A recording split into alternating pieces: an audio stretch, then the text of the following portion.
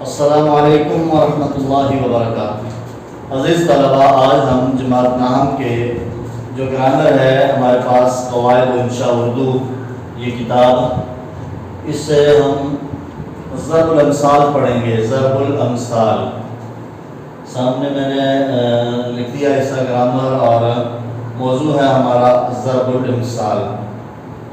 ضرب الامثال، ضرب المثل کسے کہتے ہیں؟ وہ جملہ جو مثال کے طور پر مشہور ہو جائے، اس کو اردو میں کہاوت بھی کہتے ہیں، جیسے آ بیل مجھے مار۔ اب کتاب میں جو اس کتاب میں صفحہ نمبر 78 پہ ضرب الامثال اور ان کے معنی اور مطالب دیے ہوئے ہیں، ان میں کوشش کروں گا کہ کچھ سارے نہ صحیح آدھے میں آج آپ کے سامنے پڑھ کے ان کا مطلب بھی آپ کے سامنے پڑھ دوں، واضح کر دوں۔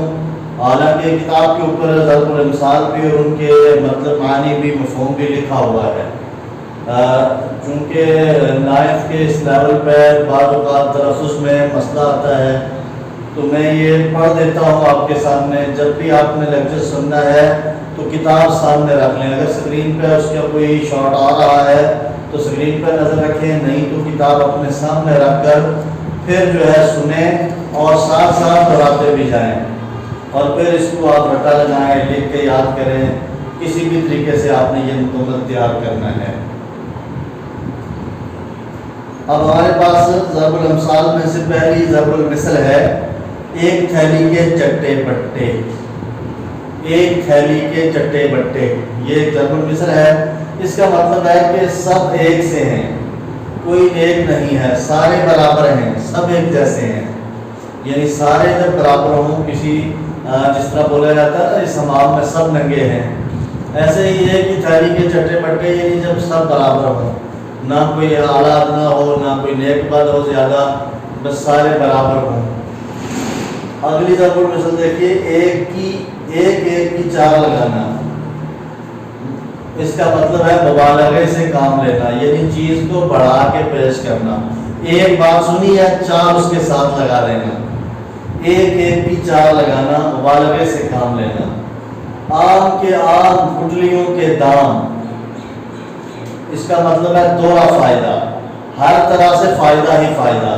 ضرب المثل کے لغوی مطلب سے بھی آپ مفہوم نکال سکتے ہیں کہ آم کے آم، گٹلیوں کے دام، کہ آم تو کھا لیے، مزے بھی لیے اور اس کا فائدہ بھی اٹھایا، اور گٹلیاں جو ملی تو وہ بیچ دی، ان کے دام لے لیے، ان کے پیسے لے لیے۔ یعنی ہر طرح سے فائدہ، دوہرا فائدہ، فائدہ ہی فائدہ۔ آسمان کا تھوکا منہ پر آتا ہے، یعنی اوپر کو آسمان کی طرف منہ کر کے تھوکے تو واپس اسی کے منہ پہ گرتا ہے۔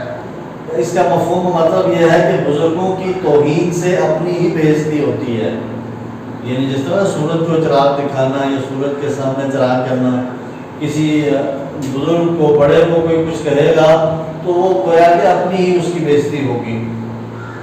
آسمان سے گرا کھجور میں اٹکا، ایک مصیبت سے نکل کر دوسری میں پھنسنا۔ آنکھ ہو جل پہاڑ ہو جل، یعنی آنکھ آپ اپنی بند کر لیں تو سامنے سارا منظر، بڑا پہاڑ بھی غائب ہو جائے گا، کہ جو چیز آنکھ سے پوشیدہ ہو وہ قریب بھی ہو تو دور ہے۔ تھوتھا چنا باجے گنا، کم ظرف آدمی بہت باتیں بہت بناتا اور شیخی مارتا ہے۔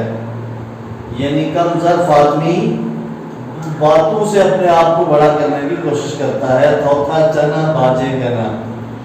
جمعہ 8 دن، چھوٹی عمر میں چلاکی کرنا، یعنی کوئی ایسی کوئی چلاکی کر رہا ہو، کہتے ہیں نا جمعہ 8 دن نہیں ہوئے سے اور دیکھیں اس کی کرتوت، یعنی چھوٹی عمر میں چلاکی کرنا۔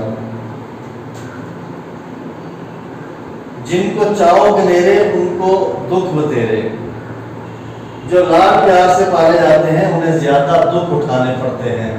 چاؤ لاڈ پیار کو کہتے ہیں۔ جن کو چاؤ گنیرے، یعنی بہت زیادہ جن کے لاڈ پیار سے جو پلتے ہیں ان کو دکھ بتیرے، وہ پھر دکھ بھی بہت اٹھاتے ہیں۔ جب تک سانس تب تک آس، یعنی مرتے دم تک امید قائم رہتی ہے۔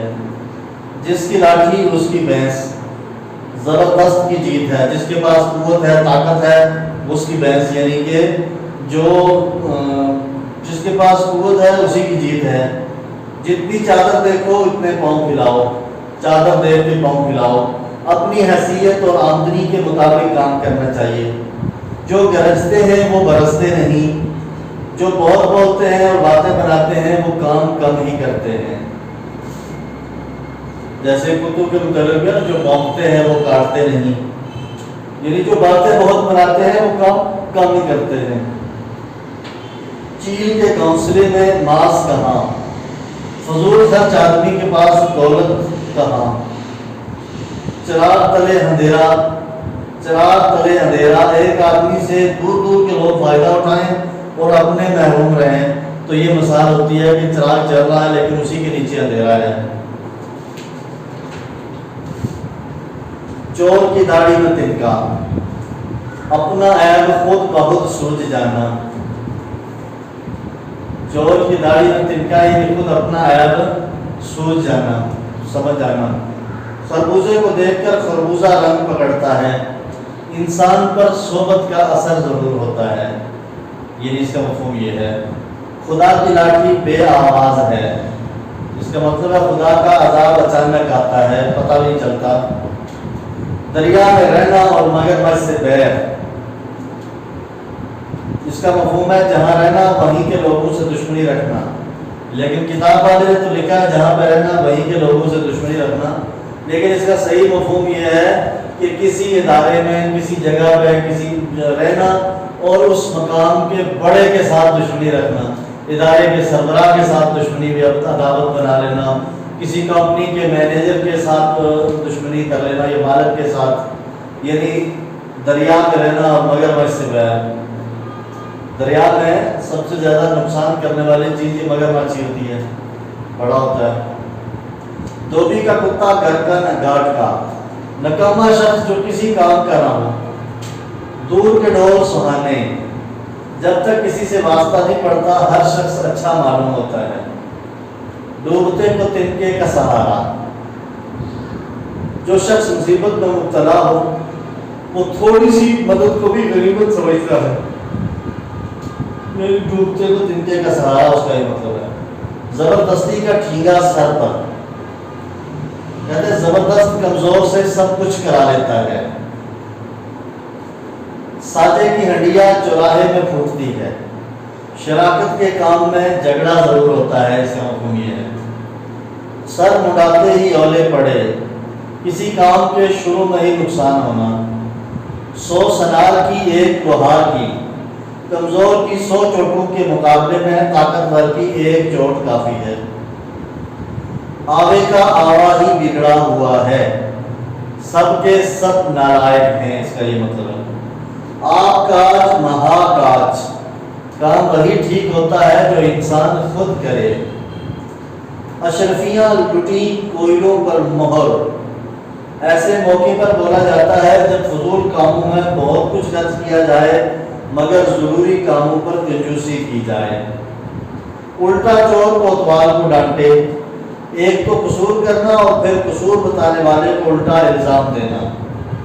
ایک پنتھ دو کاج، ایک کام سے دو مطلب یا فائدے اٹھانا، جس طرح نا ایک تیر سے دو شکار، یہ سیم یہی مفہوم ہے۔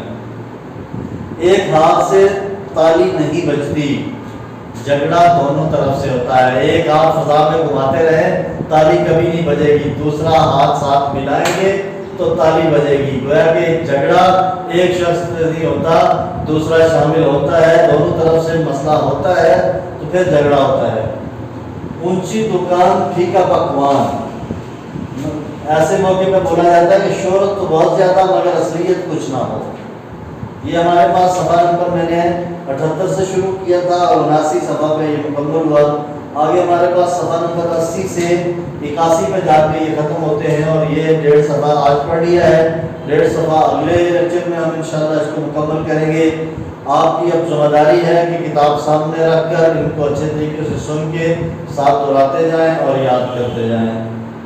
آج کے لیے اتنا کافی ہے۔ السلام علیکم ورحمۃ اللہ۔